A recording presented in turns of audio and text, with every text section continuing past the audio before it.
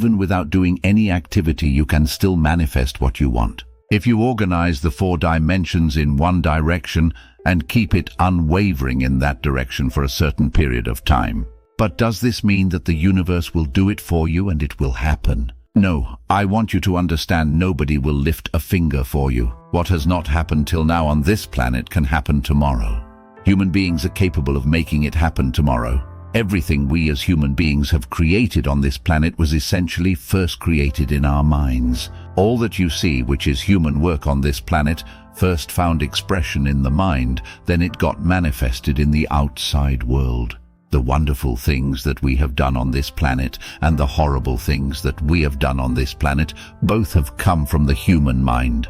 So if we are concerned as to what we create in this world, it's extremely important that first of all we learn to create the right things in our mind, how we keep our minds. If we do not have the power to keep our minds the way we want it, what we create in the world is also going to be very accidental and haphazard. So learning to create our minds the way we want is the basis of creating the world the way we want.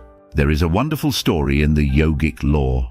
On a certain day, a man took a walk. He went for a long walk. Accidentally, unawares, he walked into paradise. Fortunate, isn't he? He just took a walk and he landed up in paradise. After this long walk, he felt a little tired, so he thought, "Oh, I am tired. I wish I could rest somewhere." He looked around. There was a nice tree, underneath which there was very cushiony grass. So it was inviting. He went and put his head down there and slept. After a few hours, he woke up well rested and he thought, "Oh, I am well rested, but I'm feeling hungry. I wish I had something to eat." And he thought about all the nice things that he ever wanted to eat in his life, and instantly all those things appeared in front of him. You need to understand the service is like that. Hungry people don't ask questions. Food came and he ate. Stomach became full. Then he thought, "Oh, my stomach is full. I wish I had something to drink." All the nice things that he ever wanted to drink, he thought about it, and all of them just appeared in front of him. Drinking people also don't ask questions. So he drank. Now with a little bit of alcohol in him. He just looked around and thought, "What the hell is happening here? I asked for food. Food came. I asked for drink. Drink came. There must be ghosts around here." And ghosts came. "Oh, the ghosts have come. They are going to surround me and torture me," he thought. Immediately the ghosts surrounded him and started torturing him. Then he started screaming in pain and said, "Oh, they are going to kill me." And he died. Just now he said he's a fortunate being. The problem is he was sitting under a wishing tree. He asked for food. Food came. He asked for drink. Drink came. He asked for ghosts. Ghosts came. He asked for torture. Torture came.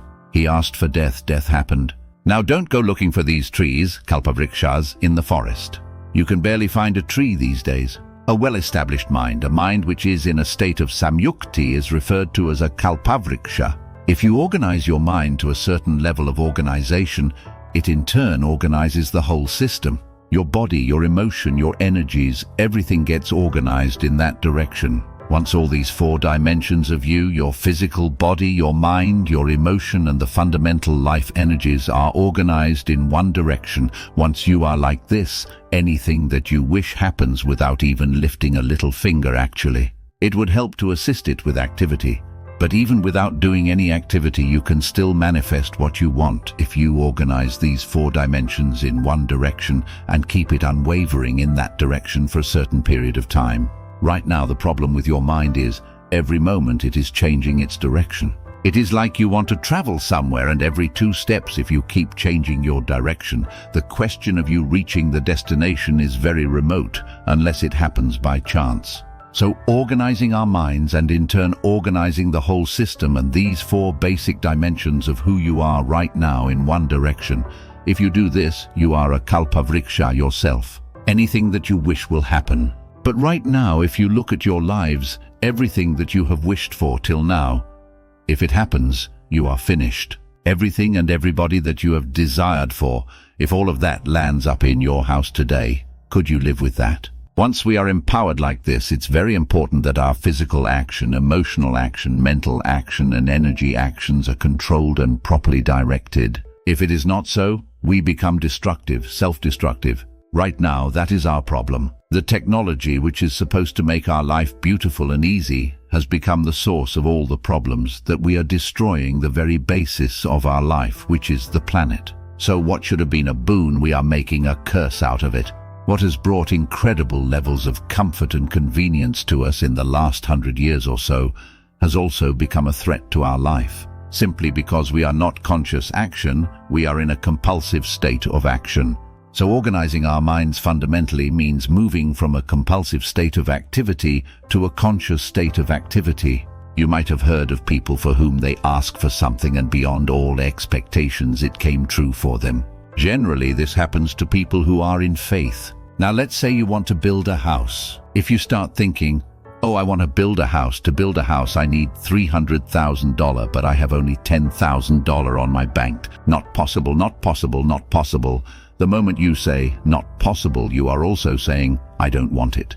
So on one level, you are creating a desire that you want something. On another level, you are saying, I don't want it. So in this conflict, it may not happen. Someone who has some faith in a god or in a temple or whatever, who is simple-minded. Faith works only for those people who are simple-minded. Thinking people who are thinking too much, for them it never works. A childlike person who has a simple faith in his god or his temple or whatever, he goes to the temple and says, I want a house. I don't know how, you must make it for me. Now in his mind there are no negative thoughts. Will it happen? Will it not happen? Is it possible? Is it not possible? These things are completely removed by the simple act of faith. Now he believes that the universe will do it for him, and it will happen. So is universe going to build your house? No, I want you to understand, nobody will lift his little finger for you. What you refer to as universe is the source of creation. As a creator, he has done a phenomenal job. There is no question about it. Could you think of a better creation than this? Is it in anybody's imagination to think anything better than what is there right now? So as a creator, he has done his job wonderfully well. So if you are unhappy, the only and only reason why you are unhappy is life is not happening the way you think it should happen. That's all it is. So if life is not happening the way you think it is, it should happen, you are unhappy. If life happens the way you think it should happen, you are happy. It's as simple as that. So if life has to happen the way you think it should happen, first of all, how you think, with how much focus you think, how much stability is there in your thought, and how much reverberance is there in the thought process, will determine whether your thought will become a reality, or is it just an empty thought, or how you do not create any impediments for your thought by creating negative thought process. This possible is something possible or not possible is destroying humanity. What is possible and not possible is not your business, it's nature's business. Your business is just to strive for what you want. Right now you are sitting here. If I ask you two simple questions, I want you to just look at this and answer this. Right now from where you are sitting, can you just fly off? You say no. Right now from where you are sitting, can get up and walk? You will say yes. What is the basis of this? Why you say no to flying and yes to walking? Because past experience of life. Many times you have gotten up and walked, never did you fly off. Or in other words, you are using the past experience of life as a basis for deciding whether something is possible or not possible. Or in other words, you have decided that what has not happened till now cannot happen in your life in future. This is a disgrace to humanity and the human spirit. What has not happened till now on this planet can happen tomorrow. Human beings are capable of making it happen tomorrow. So what is possible and what is not possible is not your business. That is nature's business. Nature will decide that. You just see what is it that you really want and strive for that. And if your thought is created in a powerful way, without any negativity, without any negative thoughts bringing down the intensity of the thought process, the first and foremost thing is you must be clear. What is it that you really want? If you do not know what you want, the question of creating it doesn't arise. If you look at what you really want, what every human being wants is, he wants to live joyfully, he wants to live peacefully. In terms of his relationships, he wants it to be loving and affectionate. Or in other words, all that any human being is seeking for is pleasantness within himself, pleasantness around him. This pleasantness, if it happens in our body, we call this health and pleasure. If it happens in our mind, we call this peace and joy. If it happens in our emotion, we call this love and compassion. If it happens in our energy, we call this blissfulness and ecstasy. This is all that a human being is looking for. Whether he's going to his office to work, he wants to make money, build a career, build a family. He sits in the bar, sits in the temple, he is still looking for the same thing. Pleasantness within, pleasantness around. If this is what we want to create, I think it's time we addressed it directly and commit ourselves to creating it. So you want to create yourself as a peaceful human being, joyful human being, loving human being, a pleasant human being on all levels. And do you also want a world like this? A peaceful world, a loving world, a joyful world?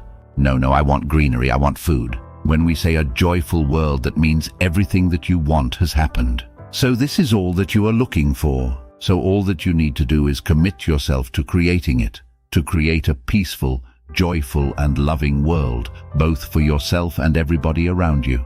Every day in the morning, if you start your day with this simple thought in your mind that, today wherever I go, I will create a peaceful, loving and joyful world. If you fall down 100 times in the day, what does it matter? For a committed man, there is no such thing as failure. If you fall down 100 times, 100 lessons to be learnt. If you commit yourself like this to creating what you really care for, now your mind gets organized. Once your mind gets organized, the way you think is the way you feel. Your emotion will get organized. Once your thought and emotion is organized, your energies will get organized in the same direction. Once your thought, emotion and energies are organized, your very body will get organized. Once all these four are organized in one direction, your ability to create and manifest what you want is phenomenal. You are the creator in many ways. That which is the source of creation is functioning within you every moment of your life. It is just that, have you kept access to that dimension or not? Organizing the four basic elements of your life will give you that access. There are tools and technologies to do this, transforming yourself from being just a piece of creation to become a creator. It is my wish and my blessing that every human being in this world should have this access to the source of creation within himself, so that he can function here as a creator.